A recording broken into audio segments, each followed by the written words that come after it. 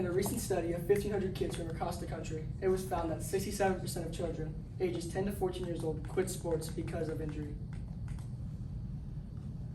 One study found that 16% of high school athletes have experienced at least one concussion during their lifetime.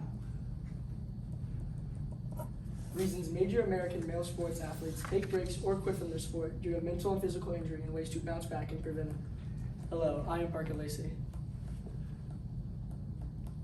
Question: how do American male football, soccer, and basketball players stay resilient, prevent, and recover from injury and other emotional or physical blocks derived from the sporting events? Solutions: Major American sports male athletes can prevent and bounce back from physical and mental injury by receiving athletic counseling from a sports therapist, attending physical therapy, PT, and accounting for and eliminating risk for injury before it arises. Burnout. Burnout can be described as the loss of enjoyment for an event, typically a sport, due to overworkment.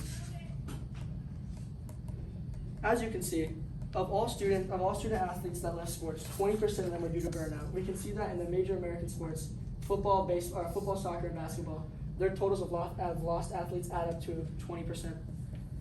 This is a big piece of the reason as to why less and less kids are playing major American sports each year. Following, there is a massive relationship between athletic burnout, thoughts of hopelessness, and a declining mental health. These relations lead to a decline in morale and negative feelings about the sport in a whole. As seen here, burnout comes with sub-effects: reduced sense of accomplishment, physical and emotional exhaustion, and de-evaluation.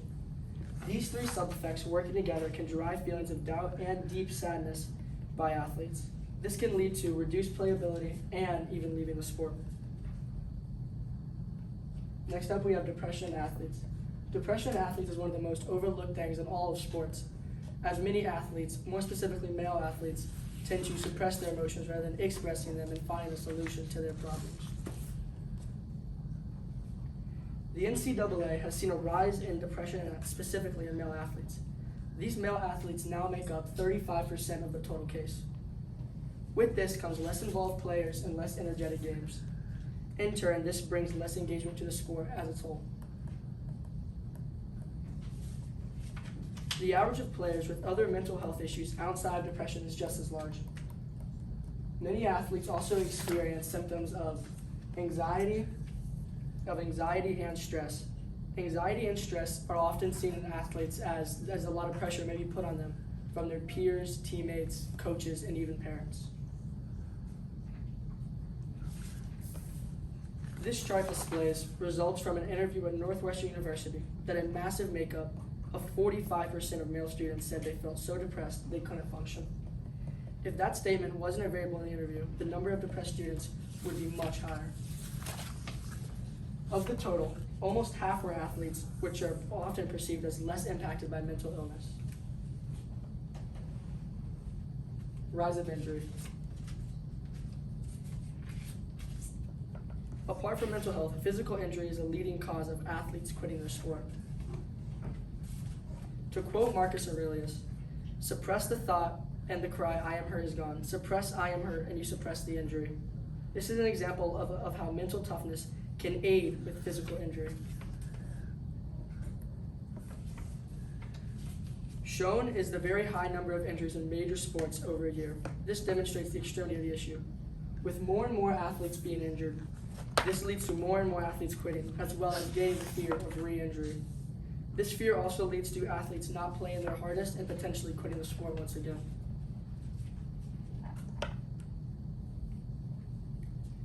This chart shows that the highest risks of injury are seen in some of the most vital places, like the spine and head. With the highest risk seen in such serious places in the body, it is critical to look for solutions to minimize potential risk of injury. Beyond these two high risks, we see a variety of many other common injuries. Even with these less severe injuries, it can commonly be a cause to leave a sport. Similar to the previous display, this shows the breakdown of injury likelihood in sports. We can see the effect certain sports have on higher injury rates. As seen in, for example, the basketball column, we can see that there is a higher rate of injuries and an ankle and finger injury than there may be in another sport like football, where an ankle injury isn't as common.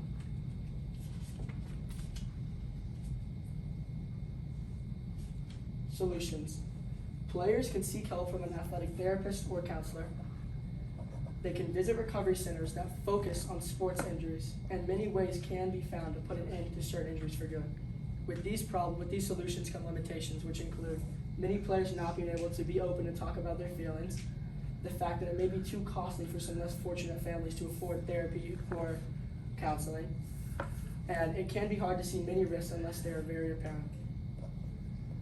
Thank you. All right, just stay there. I got 2 questions for you. Yep. First question, what information did you need that you weren't able to locate? And then how'd you try to find your info? I would have really liked to have some more information on how viewers of a sport, on like the viewers of a sport, like people that are watching it, if they're able to really tell if players are like seem less energetic than they normally are. And I tried to find a different few like articles or maybe some quotes from people who have tried to like find out and maybe experiment on this to see if there's if they could find an increase in like players who seem less energetic or maybe less involved with the game. But I couldn't really find anything that supports it. Okay, and last question. What advice would you have for other researchers who consider this topic? Like I said previously, I would definitely advise them to go into the topic of how viewers of a sport may perceive this, and if they really feel like it's like that dramatic of a problem in the sport as a whole. You're done.